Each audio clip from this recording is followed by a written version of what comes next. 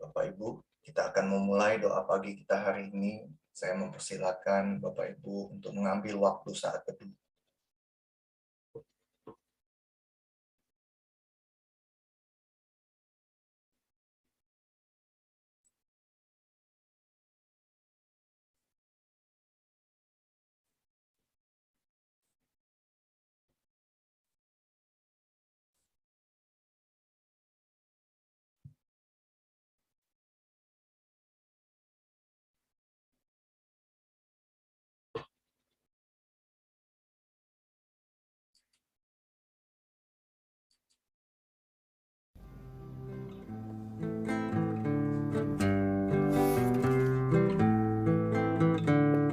Untuk apa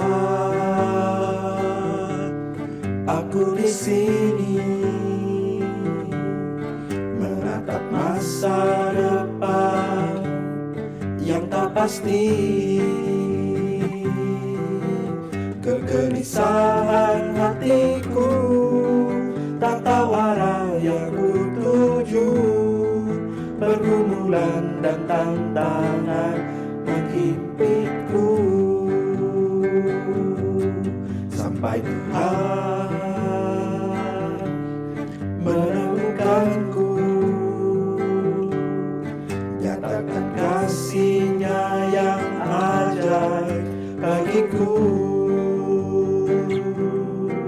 dan Dia menuntun langkahku, teguhkan tujuan hidupku, damai dan sukacita melingkupiku.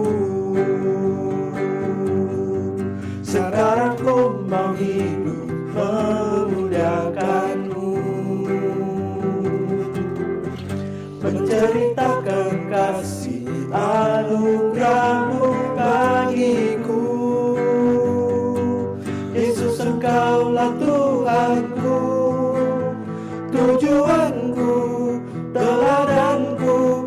Oh Tuhan, jadikan aku serupa-Mu. Oh Tuhan, jadikan aku serupa-Mu.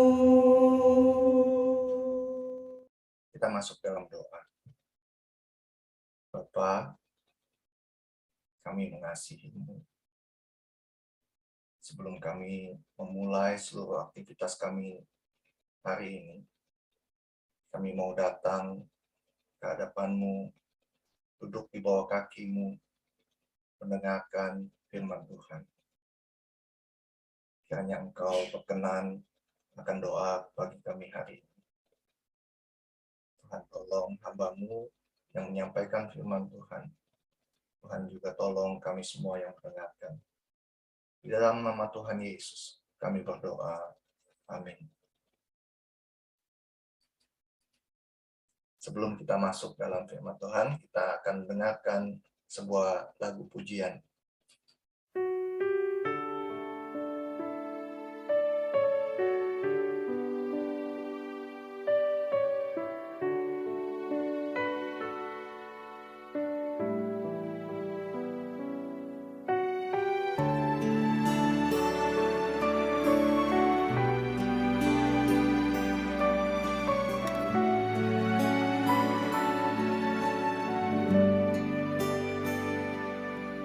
Apapun yang terjadi di dalam hidupku, selalu ku berkata, Tuhan Yesus baik.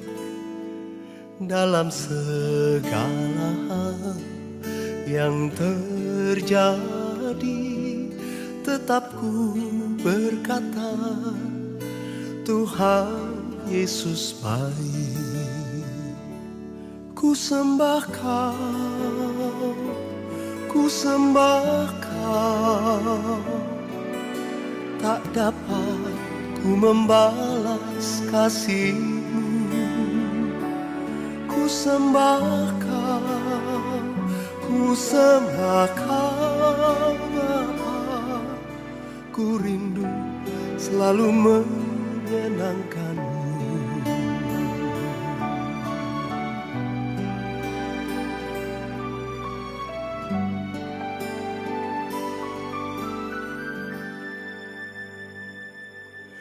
Apapun yang terjadi di dalam hidupku, selalu ku berkata, Tuhan Yesus baik. Dalam segala hal yang terjadi, tetap ku berkata, Tuhan Yesus baik. Ku sembahkan,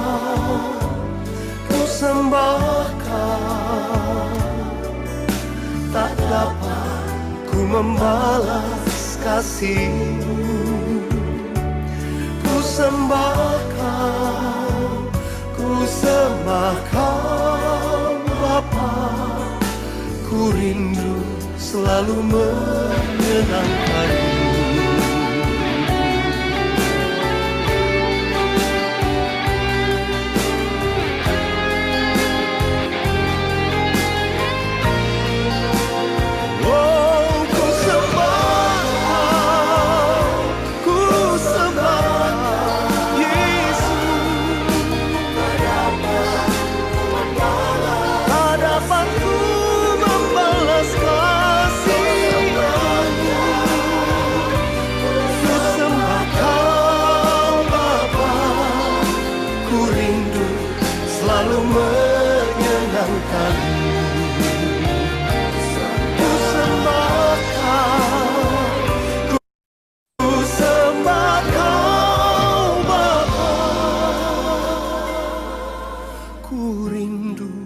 Selalu menyenangkan-Mu. Ku rindu selalu menyenangkan-Mu.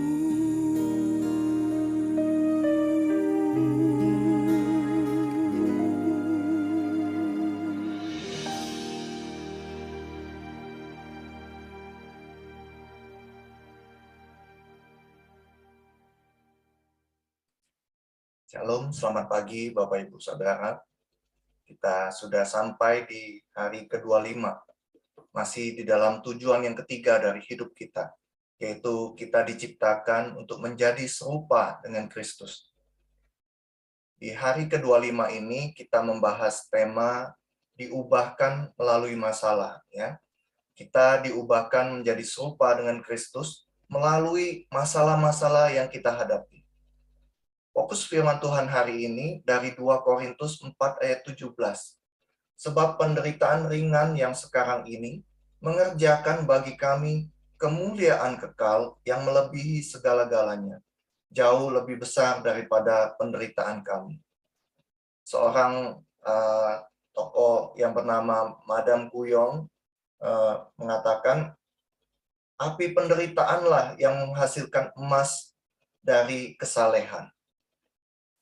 Bapak Ibu, kalau Bapak Ibu ingat, sebelumnya saya sudah sampaikan bahwa Tuhan itu memakai 3 hal, yaitu firman, ya, umat, situasi, untuk membentuk kita menjadi serupa dengan Dia. Firman Tuhan menyediakan kebenaran yang kita butuhkan untuk bertumbuh. Yang kemarin, Lause Licu membahas kita diubahkan oleh kebenaran firman Tuhan. Kemudian umat Tuhan menyediakan dukungan yang kita butuhkan untuk tumbuh. Kita bisa menjadi serupa dengan Tuhan dengan dukungan dari saudara-saudara seiman kita. Yang ketiga, situasi. Situasi menyediakan lingkungan yang kita perlukan untuk mempraktekkan keserupaan dengan Kristus. Tuhan memakai situasi untuk mengembangkan karakter kita.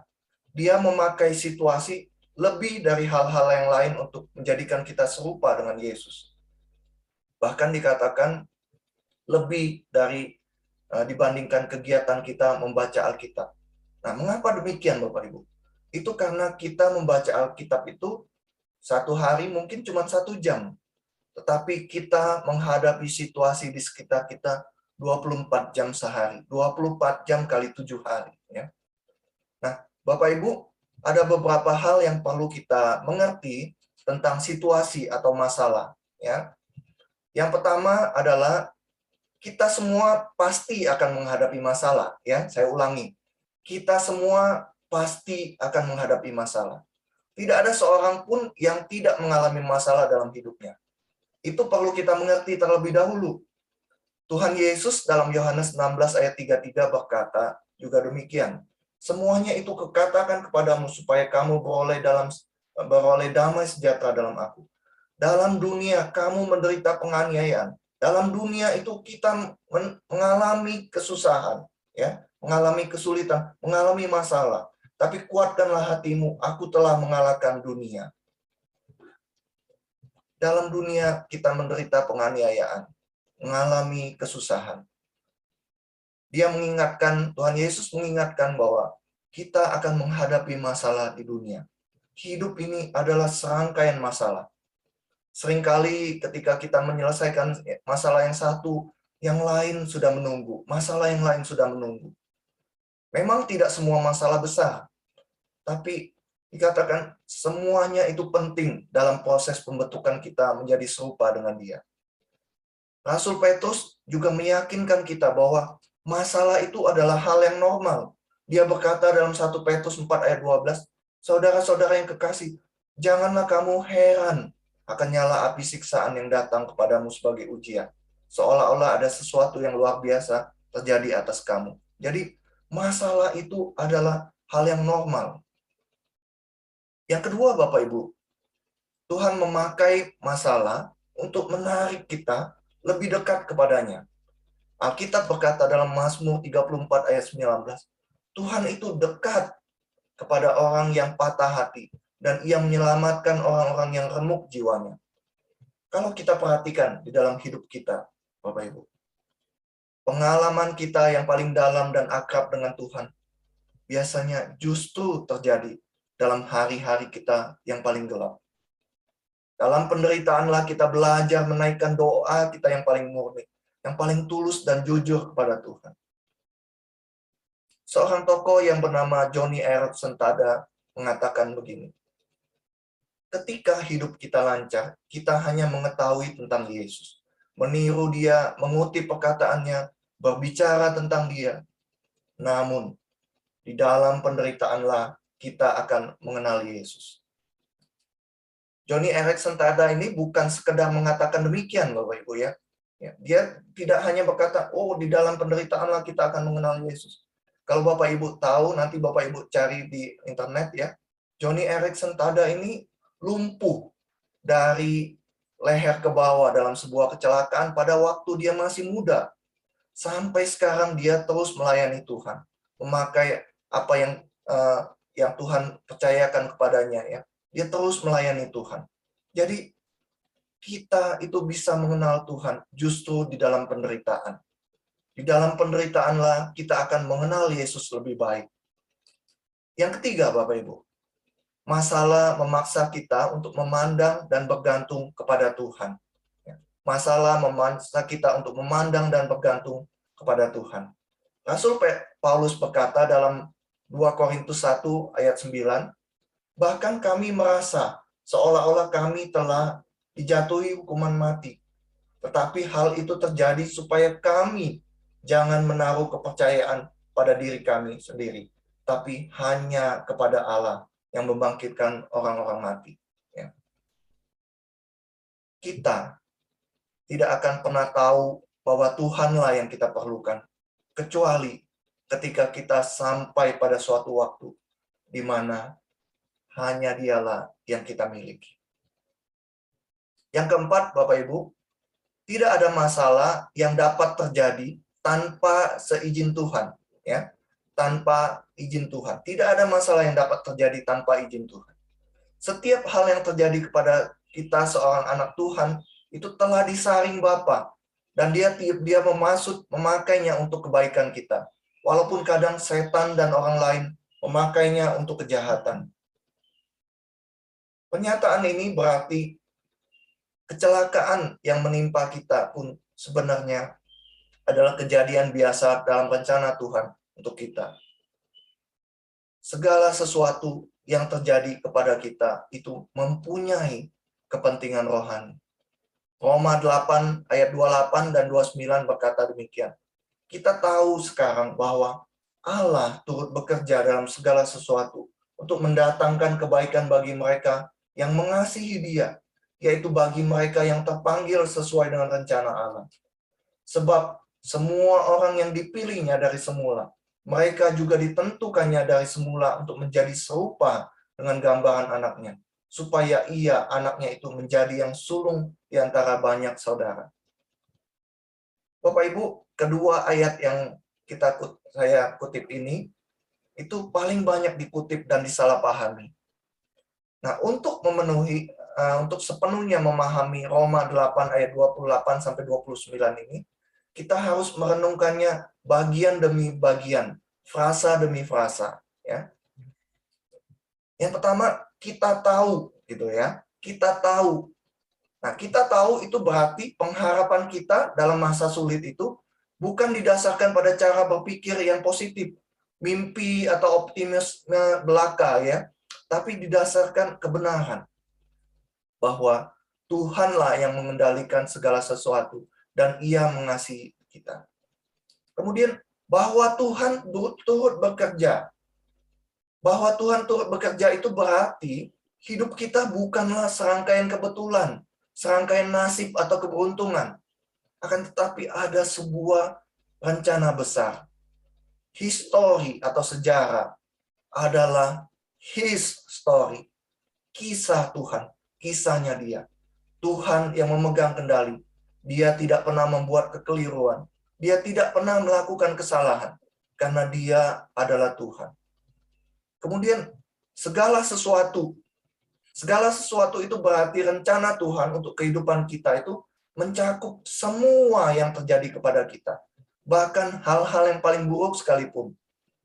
Kesalahan, dosa, luka kita, sakit penyakit, hutang, musibah, perceraian, kematian orang yang kita kasihi.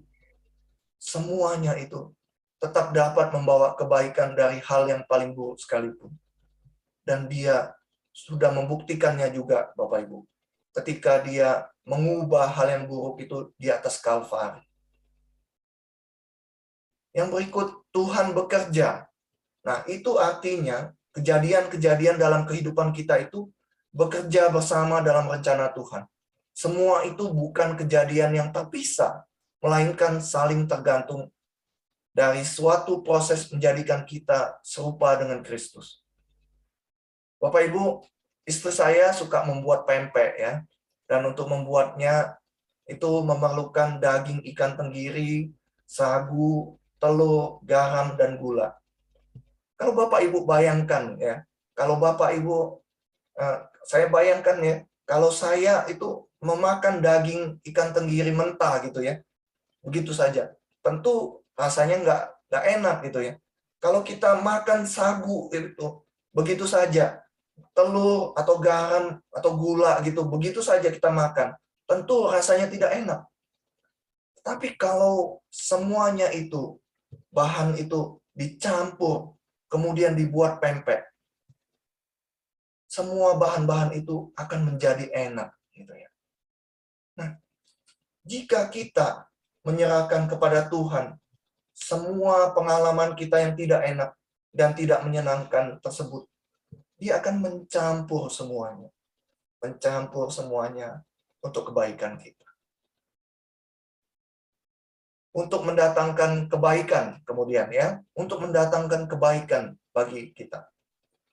Untuk mendatangkan kebaikan itu artinya Tuhan mampu mengubahkan semua situasi itu untuk kebaikan kita.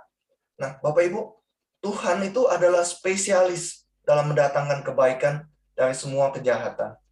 Dalam silsilah Yesus ada 4 wanita yang tertulis ya, namanya 5 kalau termasuk Maria, yaitu Tamar, Rahab, Rut, dan Batsheba. Kalau Bapak Ibu perhatikan, keempat wanita yang disebutkan namanya ini ya, itu punya sesuatu gitu ya, yang tidak baik gitu ya. Tamar itu punya anak dari mertuanya. Rahab itu adalah seorang pelacur. Rut itu adalah orang kafir, Bapak Ibu. Dan dia melanggar hukum dengan menikahi seorang Yahudi. Batsheba, kita tahu dia berzina dengan Daud dan suaminya terbunuh. Nah, semua hal itu bukan reputasi yang baik. Tapi, Bapak Ibu, Tuhan mendatangkan kebaikan dari semua yang jahat itu. Dia mengubah semua yang jahat itu. Dan dia mengubahnya menjadi sebuah kebaikan. Yesus datang melalui garis keturunan mereka. Tujuan Tuhan lebih besar dari masalah kita. Lebih besar dari rasa sakit kita. Bahkan lebih besar dari dosa kita. Yang berikut, bagi mereka yang mengasihi dia, yaitu bagi mereka yang terpanggil sesuai dengan rencana. Itu artinya apa, Bapak? Itu artinya janji ini hanya berlaku untuk anak-anak Tuhan dan tidak untuk semua orang. Ayat ini, bagian ini juga berarti segala sesuatu itu bekerja mendatangkan kejahatan bagi mereka yang hidupnya berlawanan dengan Tuhan, yang memaksakan kemauannya sendiri. Sesuai dengan kehendak, sesuai dengan rencana Tuhan. Sesuai dengan rencana Tuhan itu berarti kita itu dibentuk sesuai dengan rencana Tuhan, menjadi serupa dengan gambaran anaknya, menjadi serupa dengan gambaran Yesus. Segala sesuatu diizinkan Tuhan terjadi dalam kehidupan kita, supaya kita menjadi serupa dengan Dia. Bapak Ibu, setiap masalah adalah kesempatan untuk membentuk kita. Paulus berkata dalam Roma 5 ayat 3-4, kita tahu bahwa kesengsaraan itu menimbulkan ketekunan, dan ketekunan menimbulkan tahan uji. Nah, Alkitab sering membandingkan pencobaan dengan api pemurni logam yang menghanguskan setiap ketidakmurnian, ya. Petrus berkata dalam 1 Petrus 1 ayat 7a, maksud semuanya itu ialah untuk membuktikan kemurnian imanmu yang jauh lebih tinggi nilainya daripada emas. Nah, suatu kali seorang pengrajin perak ditanya, dia bilang ditanya begini, bagaimana kamu tahu bahwa perak ini sudah murni, gitu ya? Bagaimana dia tahu bahwa perak itu sudah murni, gitu? Dia menjawab, yaitu ketika kalau saya itu bisa melihat bayangan saya di dalam dia, ya. Bapak Ibu, jika kita sudah dimurnikan oleh pencobaan, orang akan melihat bayangan Yesus di dalam kita. Yakobus 1 ayat 3 versi The Message berkata, di bawah tekanan, kehidupan imanmu dipaksa keluar untuk menunjukkan warnanya yang sebenarnya. Menjadi serupa dengan Yesus juga berarti kita akan melewati pengalaman-pengalaman yang sama seperti yang dialami Yesus. Termasuk kesepian, pencobaan, stres, kritik, penolakan, dan banyak masalah yang lain. Alkitab berkata dalam Ibrani 5 ayat 8 ayat 8 dan 9, dan sekalipun ia adalah anak, ia telah belajar menjadi taat dari apa yang telah dideritanya. Bapak Ibu, masalah tidak secara otomatis menghasilkan apa yang Tuhan kehendaki. Banyak orang yang kemudian menjadi pahit hatinya, ya. Bukan lebih baik dan menjadi dewasa gitu, tapi malah menjadi kepahitan gitu. Nah, kita harus menanggapi masalah kita sama seperti Yesus menanggapi masalah. Bagaimana Yesus menanggapi masalah? Yang pertama, ingatlah bahwa rencana Tuhan itu memang baik. Tuhan memberitahukan kita lewat Yeremia 29 ayat 11. Sebab aku ini mengetahui rancangan apa yang ada padaku mengenai kamu. Demikianlah firman Tuhan. Yaitu rancangan damai sejahtera dan bukan rancangan kecelakaan. Untuk memberikan kepadamu hari depan yang penuh harapan. Yusuf juga tahu persis hal ini. Ya. Dia berkata dalam Kejadian 50 ayat 20. Memang kamu telah mereka-rekakan hal yang jahat terhadap aku, tapi Allah telah mereka-rekannya untuk kebaikan. Hizkia berkata dalam Yesaya 38 ayat 17, sesungguhnya penderitaan yang pahit itu menjadi keselamatan bagiku. Setiap kali Tuhan berkata tidak kepada permohonan kita untuk melepaskan beban. Ingatlah Ibrani 12 ayat 10b yang berkata, Dia menghajar kita untuk kebaikan kita, supaya kita beroleh bagian dalam kekudusannya. Alkitab berkata, fokuslah pada rencana Tuhan, bukan pada rasa sakit atau masalah kita. Tuhan Yesus melakukannya ketika dia menahan rasa sakit di salib. Ibrani 12 ayat 2 berkata, marilah kita melakukannya dengan mata yang tertuju kepada Yesus, yang mengabaikan kehinaan, tekun memikul salib, ganti sukacita yang disediakan bagi dia. Seorang tokoh yang bernama Corrie ten Boom berkata, ya, dia ini adalah seorang yang berhasil lolos dari kamp konsentrasi Nazi gitu ya. Dia berkata begini, Bapak. Jika kita memandang dunia, kita akan menderita. Jika kita memandang ke dalam diri kita, kita akan tertekan. Tetapi jika kita memandang kepada Yesus, kita akan merasa tenang. Jika kita memandang kepada Yesus, kita akan merasa tenang.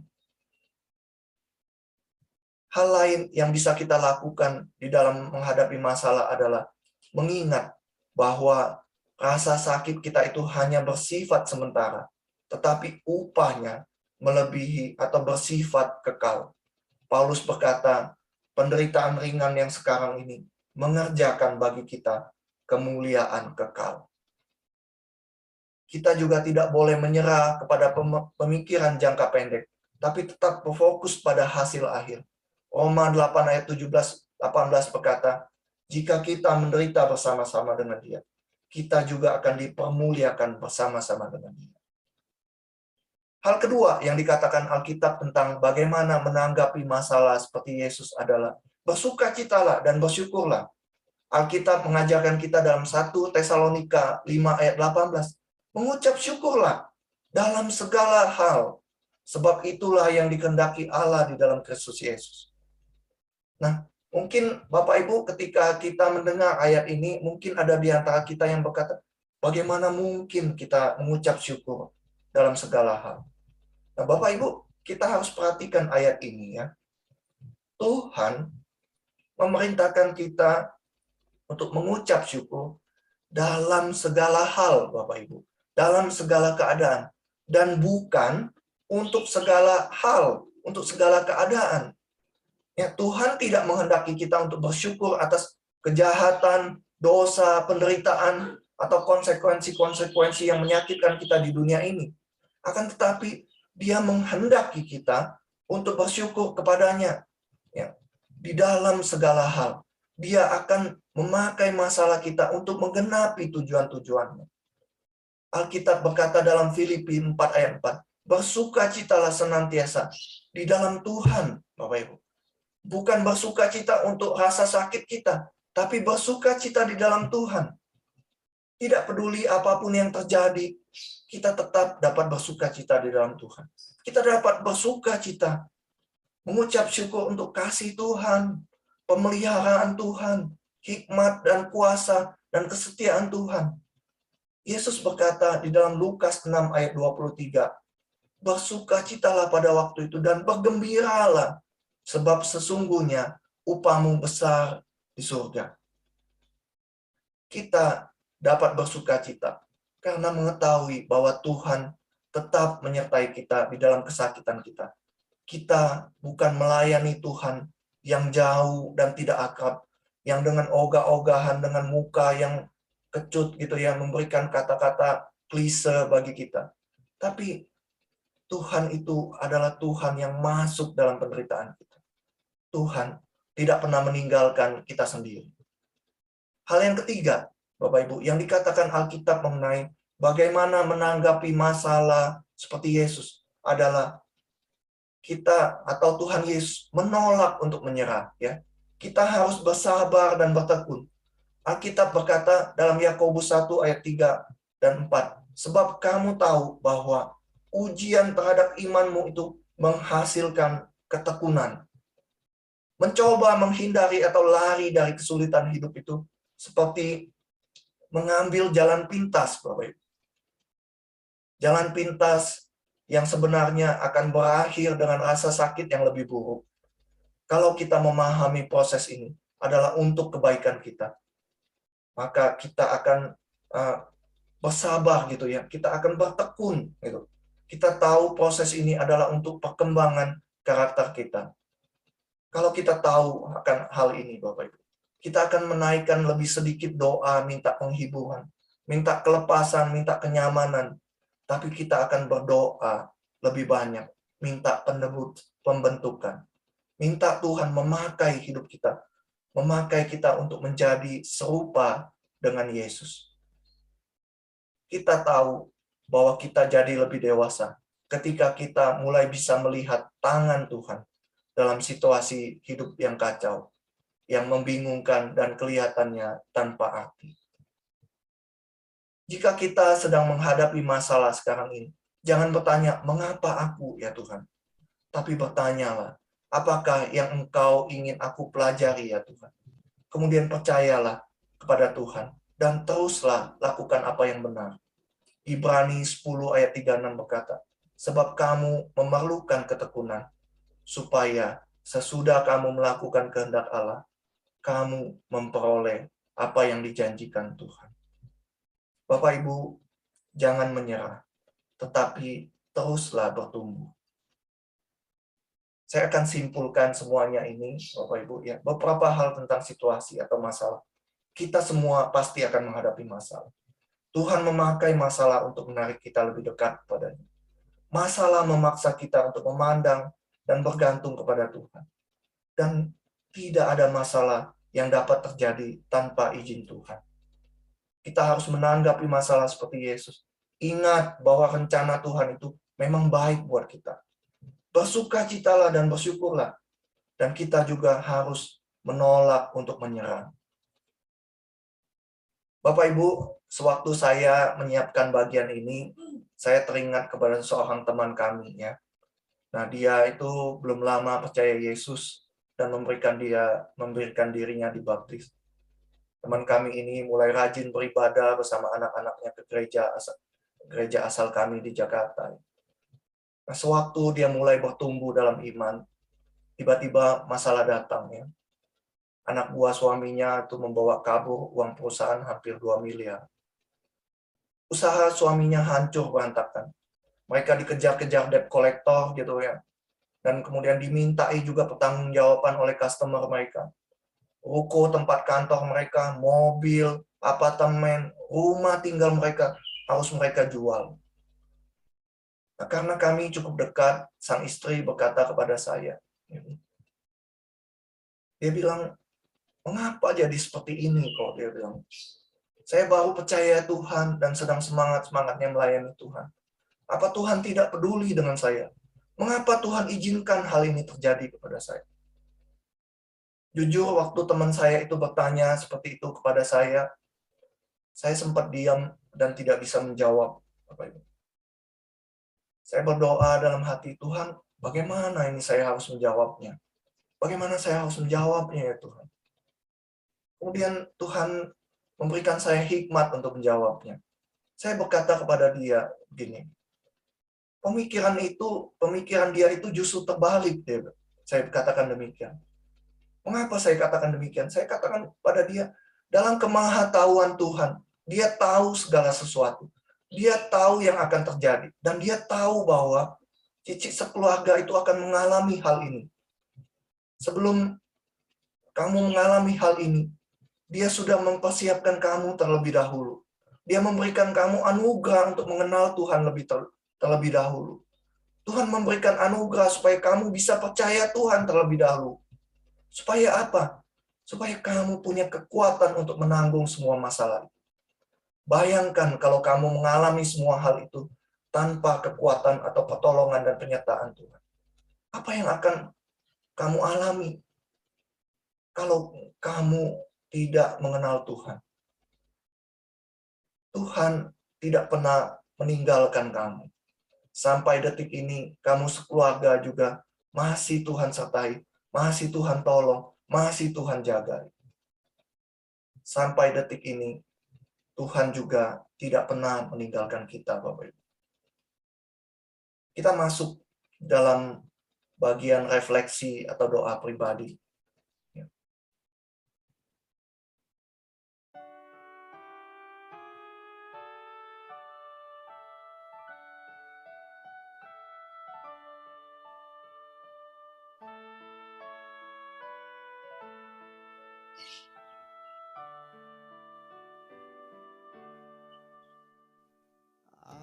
Apapun juga menimpamu, Tuhan menjagamu.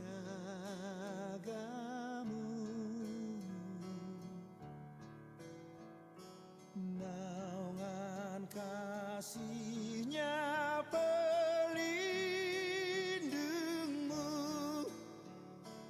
Tuhan menjagamu. Bapak Ibu, mungkin sekarang ini Bapak Ibu juga mengalami masa-masa sulit. Mungkin Bapak Ibu juga bertanya-tanya kepada Tuhan, mengapa ya Tuhan? Mengapa Kau izinkan hal-hal sulit atau buruk terjadi kepada kami? Mungkin Bapak Ibu saat ini juga sama seperti teman kami itu, sedang semangat-semangatnya percaya kepada Tuhan, semangatnya melayani Tuhan. Tetapi yang terjadi saat ini seperti itu. Bapak Ibu mengalami banyak kesulitan setelah percaya Tuhan Yesus. Bapak Ibu, saya katakan, Tuhan senantiasa menjaga kita. Tuhan tidak pernah meninggalkan kita. Dia berjanji akan menyertai kita sampai kesudahan zaman.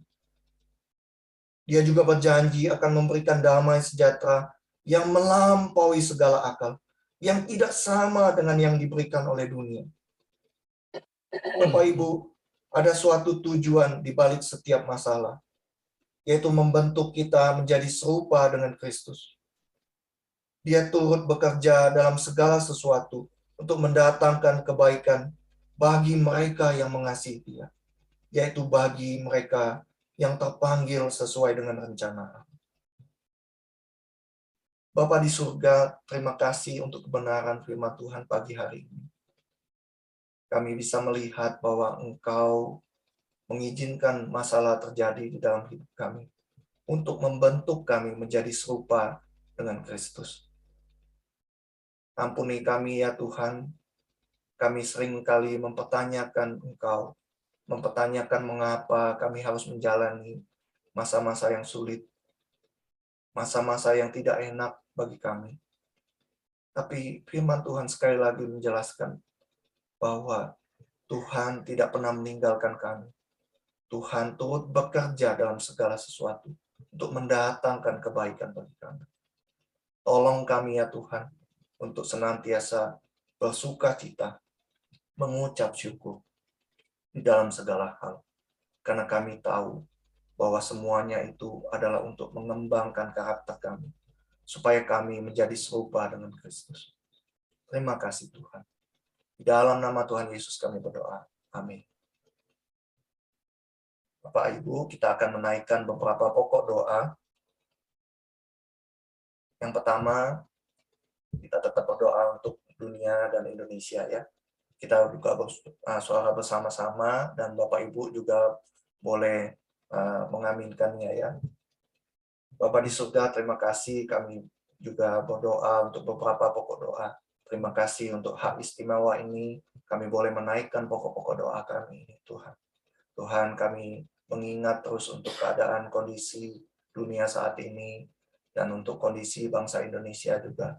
Kami berdoa untuk perkembangan pandemi saat ini. Kami mengucap syukur di beberapa tempat, walaupun masa pandemi ini masih tetap ada, tapi kami bisa melihat sudah penurunan kasus. Tapi kami juga menyerahkan juga ya Tuhan untuk beberapa kondisi negara seperti Cina, Korea Selatan, dan di Hong Kong yang masih tetap tinggi. Tuhan yang terus campur tangan, Tuhan yang tolong juga, Tuhan yang memberikan jalan keluar, Tuhan memberikan hikmat bagi para pemerintah negara tersebut untuk mengambil tindakan. Juga buat bangsa dan negara kami ini ya Tuhan, masa pandemi ini, kami terus berdoa biarlah Tuhan terus memberkati kondisi ini, terus menjadi lebih baik, dan kami boleh melihat perbaikan kondisi ekonomi juga di negara kami ya Tuhan. Kami terus berdoa menyerahkan untuk kelangkaan bahan-bahan baku dan kenaikan harga di negara kami. Tuhan yang tolong ya Tuhan, berikan hikmat pada pemerintah, pada Pak Jokowi dan jajaran pemerintahnya, supaya bisa mengambil tindakan yang baik juga untuk menangani masalah ini. Terima kasih Tuhan. Dalam nama Tuhan Yesus kami berdoa. Amin. Yang berikut kita berdoa untuk gereja kita ya. Kita berdoa untuk GKI Immanuel. Bapa di surga, kami berdoa juga untuk gereja kami yang kami kasihi, GKI Immanuel. Terima kasih Tuhan sudah pimpin gereja kami ini sampai ke usia yang ke-40. Terima kasih untuk pimpinan penyertaan Tuhan selama 39 tahun yang sudah berlalu ini Tuhan. Kami terus mempercayakan gereja kami ke dalam tangan-Mu. Tuhan yang tolong juga setiap hamba Tuhan, majelis dan pengurus komisi. Tuhan berikan hikmat bagaimana kami membawa gereja kami ini menjadi lebih baik lagi, mengalami pertumbuhan dan mengalami kebangunan rohani. Tuhan berdoa momen 40 hari ini, Tuhan pakai untuk menjadi kebangunan rohani bagi kami semua ya Tuhan. Kami semua yang hadir ini, Tuhan boleh bangunkan rohaninya. Dan kemudian kami juga boleh dipakai oleh Tuhan untuk memberikan yang terbaik bagi Tuhan dan bagi gereja kami. Terus berdoa biarlah Tuhan juga tambahkan kuantitas jumlah jemaat yang baru ke dalam gereja kami. Tuhan juga menolong kami, jemaat kami juga boleh bertumbuh secara kualitas. Kami berdoa untuk ulang tahun kami yang ke-40 ini. Tuhan juga berkati setiap persiapan, setiap hal yang kami boleh lakukan untuk merayakan ulang tahun kami ini. Tuhan yang tolong Tuhan. Terima kasih Tuhan. Dalam nama Tuhan Yesus kami berdoa. Amin. Kita berdoa untuk beberapa jemaat kita juga yang saat ini mengalami sakit dan lemah tubuh ya. Kita berdoa bersama-sama. Bapa di surga, terima kasih Tuhan, kami juga boleh menaikkan doa untuk beberapa saudara jemaat Tuhan yang sakit dan lemah tubuh. Kami berdoa untuk Ibu Lincoln Sui dan adiknya Sian Yu. Tuhan yang tolong, Tuhan yang sembuhkan, Tuhan yang pulihkan kesehatan. Kami juga berdoa ya Tuhan untuk Ibu Ko Yelan. Tuhan juga berkati Ibu Ko Yelan. Tuhan pulihkan, Tuhan tolong dia pulihkan kesehatannya. Kami berdoa untuk Ibu Yulin Yang. Kami berdoa buat Ibu Tio Ichen. Tuhan, kami menyerahkan saudari-saudari kami ini ke dalam tangan-Mu ya Tuhan. Kami berdoa untuk kaki Ibu Yulin Yang. Tuhan juga yang terus pulihkan. Tuhan yang tolong dia Tuhan. Kakinya ini juga tidak menjadi sebuah problem yang terus melebar Tuhan. Kami berdoa biar Tuhan yang tolong sembuhkan kakinya. Kami berdoa untuk Ibu Tio Ichen yang mengalami penyumbatan di otaknya. Tuhan yang tolong Tuhan. Kami berdoa biarlah Tuhan yang sembuhkan. Tuhan pakai setiap terapi dan setiap obat-obatan yang diambil juga boleh memulihkan kesehatannya. Kami tidak lupa berdoa untuk Bapak Thomas yang sedang dalam masa perawatan juga, masih belum sadar sampai saat ini. Kami berdoa ya Tuhan, mohon belas kasihan-Mu, mohon anugerah-Mu Tuhan. Tuhan yang boleh memulihkan, menyembuhkan Pak Thomas ya Tuhan. Kami berdoa mungkin bagi kami ini hal yang mustahil, tapi bagi Tuhan, kami terus berharap Tuhan yang menolong, Tuhan yang menyembuhkan, Tuhan yang menyadarkan Pak Thomas kembali. Kami berdoa juga untuk Bapak Edi Lianto, kami berdoa untuk Pak Boyan Ping, Tuhan juga yang boleh memulihkan kesehatan, menyembuhkan kedua saudara kami ini Tuhan. Kami juga mengingat untuk Samuel yang mengalami patah tulang, Tuhan juga tolong, Tuhan yang pulihkan tulangnya, Tuhan yang pulihkan tulangnya seperti sedia kala juga ya Tuhan. Kami berdoa untuk saudari Michelle yang juga mengalami patah tulang. Kami terus berdoa menyerahkan dia ke dalam tangan-Mu ya Tuhan. Tuhan yang pulihkan kesehatannya, Tuhan yang pulihkan tulangnya. Kami juga berdoa untuk suaminya, Tuhan juga yang tolong ya Tuhan, suaminya Pak Adi. Terima kasih Tuhan. Kami juga berdoa menyerahkan untuk beberapa saudara-saudari kami, jemaat Tuhan yang lanjut usia. Ibu Layunyuk, Mama dari Ibu Sulasni, Tuhan yang tolong juga Tuhan berikan dia damai sejahtera, sukacitamu ya Tuhan, sehingga dia boleh betah tinggal di Malang. Dan Ibu Sulasni punya kerinduan melalui tinggal di Malang ini, mamanya terus boleh bertumbuh mengenal Tuhan, boleh percaya Tuhan. Kami berdoa juga untuk Ibu Surip, Ibu dari Bapak Sunardi.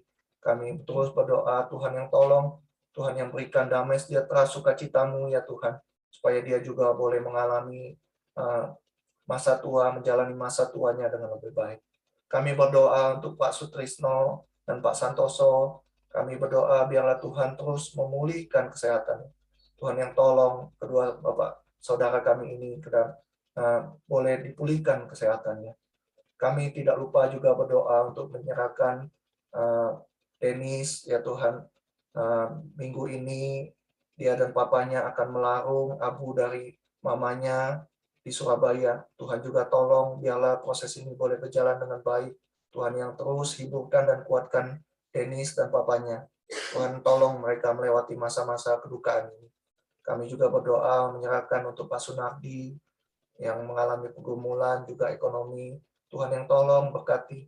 Tuhan yang menolong juga menghantarkan orang-orang yang akan membeli, ya. Tuhan yang menolong, Tuhan menghantarkan customer-customer ke tempat jualannya, ya Tuhan. Terima kasih Tuhan. Kami berdoa juga ya Tuhan menyerahkan untuk jemaat-jemaat Tuhan yang lain yang mungkin terlewat oleh kami, yang juga mengalami masalah pergumulan, baik pergumulan kesehatan maupun ekonomi. Kami berdoa menyerahkan mereka ke dalam tangan-Mu. Mohon belas kasihan-Mu, mohon anugerah-Mu ya Tuhan. Mohon pertolongan dari-Mu Tuhan.